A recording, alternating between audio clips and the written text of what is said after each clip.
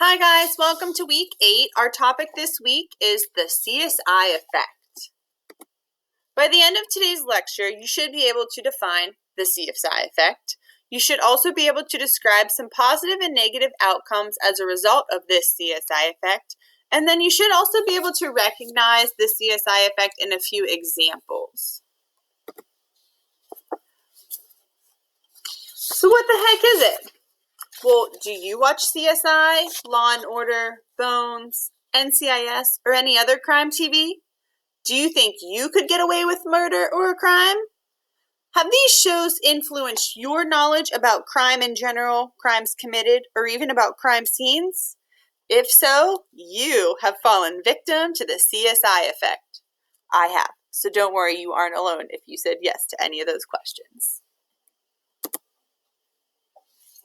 So what the heck is it? Well, prosecutors believe that these types of shows are skewing jurors' courtroom expectations, making it more difficult to win their cases and convict defendants. Some say that this is a made-up theory and that the real culprit is technology in general, as our technology is constantly changing and improving. Well, this concept doesn't seem to be too much of a stretch, considering CSI was once deemed the most watched show in the world, and it has entertained millions of viewers since it first aired in 2000. Studies have actually suggested that regular CSI viewers hold higher expectations for courtroom evidence than non-viewers. Other studies have revealed that CSI viewers are also likely to frequently watch other law-related TV shows. The media is saturated with programming centered on crime and law. But what effect does this TV crime consumption have in our real-life courtrooms? Well, some have negatives and some have positive effects, so we're going to look at those next. First off, it's become way more difficult to prosecute defendants. Today's jurors want more hard evidence. They want the smoking gun and the DNA proof. It's unmistakable proof that points to the perpetrator, but any legal professional will tell you that this doesn't always exist. Some think this is why high-profile defendants, like Casey Anthony, were acquitted in recent years. Circumstantial evidence and even eyewitness accounts don't cut it in the shadow of the high-tech, flashy world of CSI and other shows. 21st century jurors are expecting sophisticated science to be included in every trial, even though it may not always reflect the reality of the case. It's become harder to find jurors. In light of the CSI effect, some states now allow lawyers to dismiss potential jurors from the pool based on the TV programs that they watch. Lawyers may flag and remove jurors that enjoy their weekly dose of CSI and other crime programs. This is starting to limit the pool of potential candidates to serve in criminal court cases.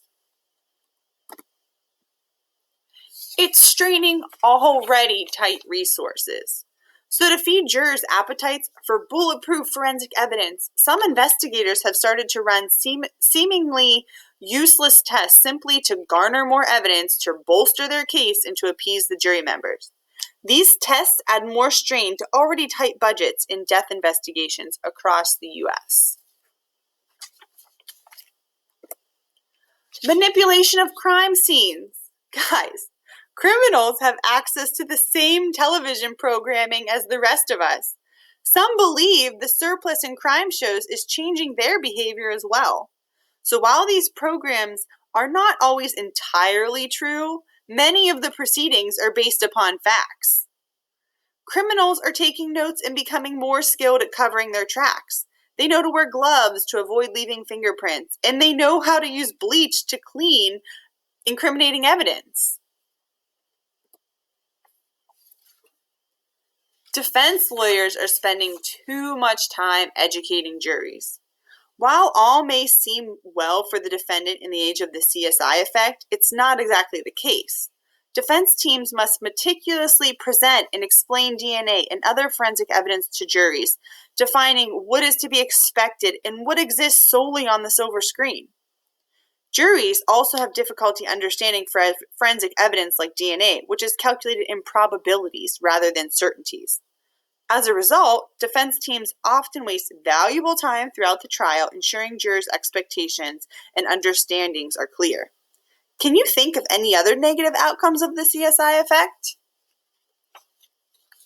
Moving on to a few positive effects of the CSI effect. Jurors are becoming more knowledgeable.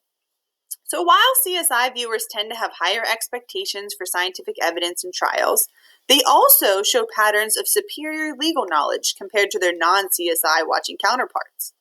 One survey has indicated that CSI viewers are more likely to expect evidence relevant to a specific crime than non-CSI viewers. They also knew what type of evidence would be irrelevant to specific crimes. However, more knowledgeable jurors isn't always a good thing, as jurors may think they are more knowledgeable on forensic evidence than they truly are. They may be aware of forensic testing and its capabilities, but they might not understand when it's appropriately used in a case. Interest is increasing in the criminal justice field. If nothing else, crime shows are at least raising interest and awareness of the legal, medical, and investigative professionals and what they do.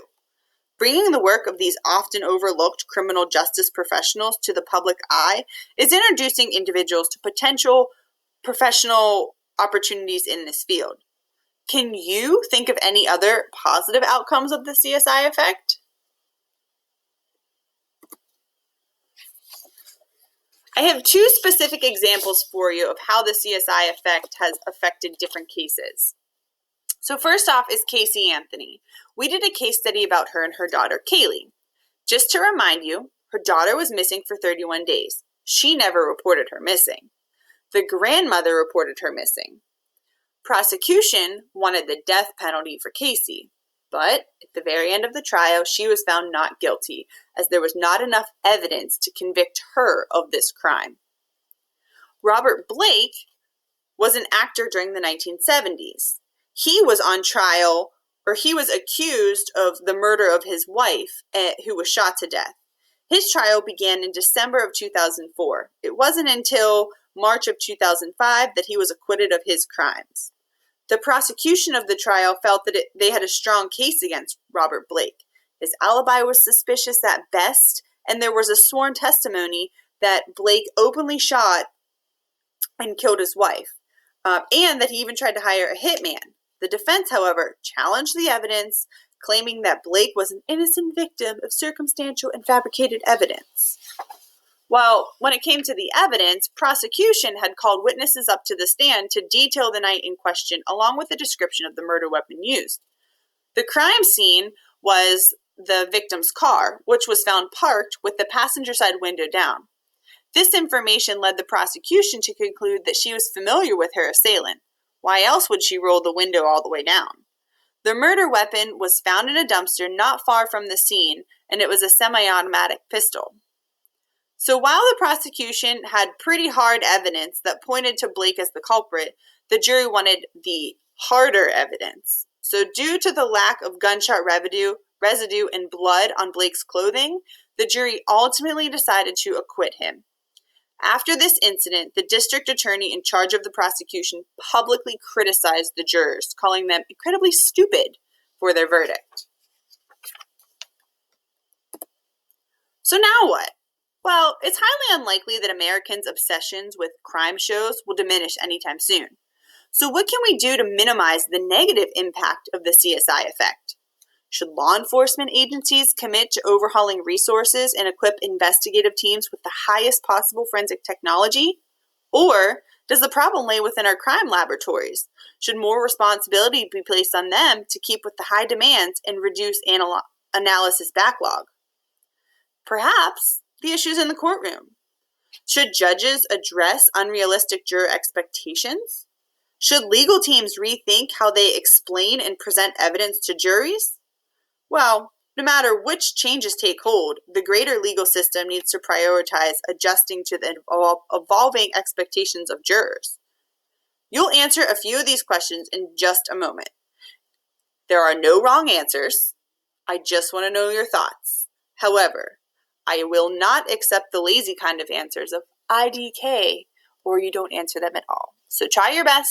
Thank you very much and have a great week.